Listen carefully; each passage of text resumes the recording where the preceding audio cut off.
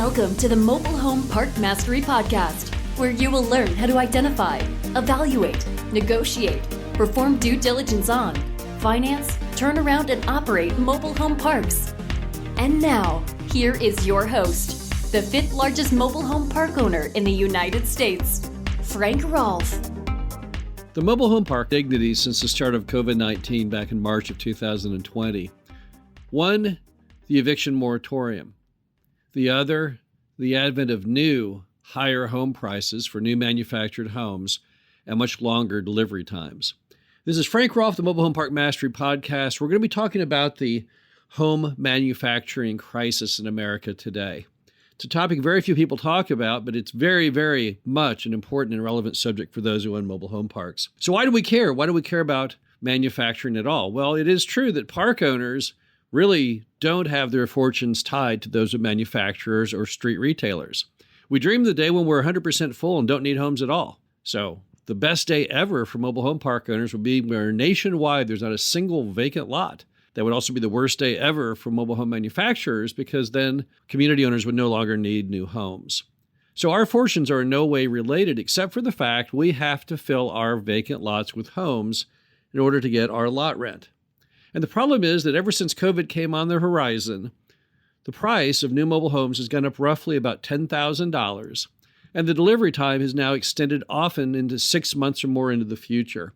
It's getting so desperate now that some manufacturers are even having limits on how many homes that different park owners can even buy. So why is this occurring? That'd be the first good question. How has COVID caused homes to go up about $10,000 in value and delivery times to extend about 6 months into the future? Well, the first thing you have to know about home manufacturing is it's not nearly at capacity. So it's not like toilet paper. We all know that toilet paper during the COVID crisis was in such hot demand, they just couldn't manufacture enough of it. We were all hoarding rolls and rolls. I'm sure everyone listening to this probably has at least 2 or 3 giant 8-packs hidden away in a closet somewhere. No, this is different. You see, the factories are not anywhere near at capacity. A typical mobile home manufacturer could literally do 3 8-hour shifts, and I'm not aware of any of them in the United States doing one single 8-hour shift. So really, you could triple capacity, and there was a time in which that happened.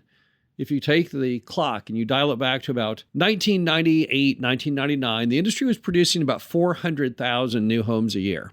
Today, it produces somewhere between 60 and 100,000 homes on a regular basis. So it's not that we can't manufacture enough homes. That's not the problem. The problem is nobody really wants to staff up to produce more homes at a time when people want homes because they don't believe in the fact we can ever break the 100,000 home barrier. We've been stuck at that level for about 20 straight years.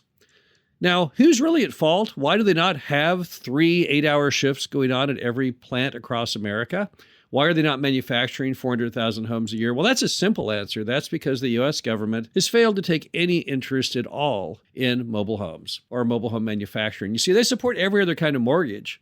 You want to buy a house? No problem. They'll do anything to get you to buy that house. Want to buy a condo? Again, no, that's no problem. Sure, we'll get that mortgage on that condo. You want to get a mobile home purchased? Well, good luck to you. Because our mortgage programs in the U.S. lend nothing but lip service to this idea. All the time we hear that they're going to go ahead and help securitize mortgages on mobile homes. They're going to try and make mobile home purchasers have the same exact equal share of concern as they give single family. But they never do. We hear it all the time, and it's never happened. So if you're wondering why we can't manufacture more homes in the U.S., well, you need to ask your governmental representatives because they really are what's the bottleneck there. If they would support the mortgages and the dealers could therefore sell more homes, then they could manufacture more homes. And in manufacturing more homes, probably the price would actually come down. There's a lot of efficiencies when you manufacture in 3 8-hour shifts as opposed to 1 8-hour shift. But I don't think we're ever going to see that. I don't really think the government is ever going to support the mission of making more mobile homes. Why is that? Why do they not support affordable housing when they talk so much about it? That is a mystery that I really can't unlock. I think it ties somewhere back to the fact there's just too large of some kind of industrial complex tie between the government and apartments. They like that having that niche of affordable housing where through Section 8, the government picks up most of the tab, and they provide this housing with the very safe clientele of a government that's always giving them that regular monthly dole. And they don't want mobile homes to step in and take any of that away from them. So I'm not really sure what is the root cause. I just know that I myself, after 25 years, have at this point given up hope the government will ever work on mortgages and really ever help the manufacturers out in any possible way. So I'm just a park owner. All I care about is filling my lots, right? So how can I fill lots? How can I circumvent the new home manufacturing crisis? It wasn't that long ago, before COVID, that most every park owner was filling their lots with new mobile homes. The homes were very inexpensive, best looking they'd ever been. People loved them. You know, we'd go in there, and in some parks, we'd fill 100 homes and lots a year. But today, you can't, because when you add $10,000 to the price of the new home, you can't find enough customers to qualify like you did in the old days. And when you have to wait 6 months or more to get the home, well, that's really not going to work for you very much either if you have a regular desire to fill your vacant lot. So what can you do? How can you fight back? What can you do today? Well, here's some ideas for you. Number one, remodel your old homes. When I got in the business, there was this urban legend that lenders hated old homes. So back in the early days, back when I had Glenhaven and my other early holdings, I was told by other mobile home park people, oh yeah, well, you got to tear down all that old 60s and 70s, 80s junk and bring in the new homes, because you see, lenders don't like that. Well, that was the biggest lie of all time. Lenders love the older homes. Why wouldn't they? Older homes are safe, they're secure, they won't be moved. They're paid in full, they won't be repossessed. So a lot of times when park owners consider tearing down their older inventory, even if it's in good condition, that's about the worst move you could possibly make. Particularly now that the homes are more expensive, why do you want to punish your customers like that? Why deprive them of that $5,000 home and make them instead get a $50,000 home? And when you saddle that mortgage with them, it makes it harder for them to pay higher lot rents, because we all know that's where the industry is heading. So, number one, just remodel what you have. I have yet to see an older home, properly painted, the roof sealed, vinyl skirting, nice deck, and shutters that doesn't look just about as good as a new home. Certainly good enough unless it's a very, very visible lot. Those kind that you see head on as you're doing the curve in the road or right at your entrance. No one's going to care. They have no problem with those older homes that look nice. It's very inexpensive to fix an older home up. $500 to paint it, $250 to do the roof, maybe $1,000 to skirt it. Let's throw another $1,000 in on the deck. Shutters are only $20 a set. Bottom line is, I can rehab an older home often for the same price as simply moving a new mobile home in. Number two, expand beyond new homes. Look at used homes. There's a lot of used home alternatives. You can buy used homes from repo lists. Most of your lenders have repo lists. You can also buy used homes often from home wholesalers, or you can find them yourself on social media, places like Craigslist and Facebook. Is there anything wrong with a used home? Yeah, well, you'll have to remodel it. That's not as much fun as the new home, right? The new home comes in, it's ready to go, plug and play. Used homes, you got to go ahead and redo them. However, that used home, you don't have to wait 6 months. That used home will cost you a fraction sometimes of the new home. Another thing you can do is to do kind of a joint venture with your mobile home dealers. If you go to almost any dealer you drive along the highway, you're going to see these older mobile homes typically tucked away in the back corner of the sales lot, the farthest from view. These are trade-ins. So a guy came to them and said, hey, I want to buy a new mobile home. And they said, great, we'll give you a $3,000 credit on your old mobile home. And they didn't really care because they had that home so overpriced, the $3,000 thing was just a scam. So they take the home and they just stick it in the back of the lot and it's gathering dust and no one ever wants the things. Go to those people and say, hey, what about moving those old homes into my park? And I'll let you put it there, rehab it, get it all ready to go. I won't charge you any lot rent until you sell it.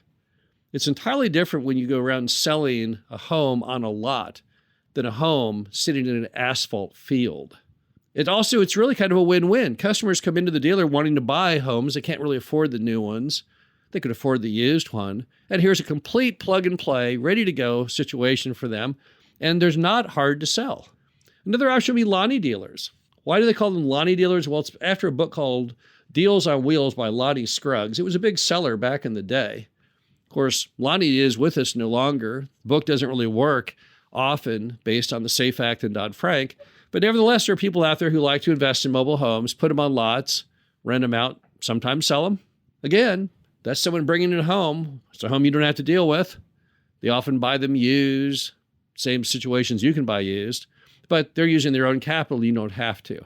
So nothing wrong with Lonnie dealers to fill vacant lots. That's good too. Finally, there's RVs. We love RVs. Why? Because RVs traditionally are much, much more expensive than mobile homes. And the customers who tend to bring the RV in and live in it in their retirement, they really spruce up the park. They often have the nicest cars, the nicest yards, just the nicest people. How do you get RVs? Well, check your permit. Make sure your park is allowable to have RVs. Most of them are. And then all you have to do is let it be known that you're there. Put a sign out in front that says RVs welcome. And make sure that you have a very strong presence on the internet, because that's where most of those people find places to put their RV. So in any simple Google search of your market, you should pop up when they put an RV lot in that market. And then you should have a very nice web page telling all the great things about your property. But RVs are terrific. RVs are also great. So the bottom line to it all is that, we get paid the same rent no matter how we fill the lot. Whether the home is brand new, used, even an RV, it doesn't matter. It all counts as one more occupied space, one more amount of lot rent coming in the door, one more income stream that's valued with that cap rate to give the overall value of that mobile home park. The bottom line is, don't let the manufacturing crisis get you down. Our industry, again, is not tied to manufacturing. People don't realize that. We are in the land business. We are not in the manufacturing business. We are not in the retail business. We are only dealers long enough to fill our vacant lots, and then we quit. This manufacturing crisis only even applies to you if you have vacant lots and you're trying to fill them. So, much like the evictions moratorium, which will hopefully be ending soon, the manufacturing crisis for all park owners ultimately ends when you finally get full. This is Frank Rolfe with the Mobile Home Park Mastery Podcast. Hope you enjoyed this. Talk to you again soon. Thank you for listening to the Mobile Home Park Mastery Podcast.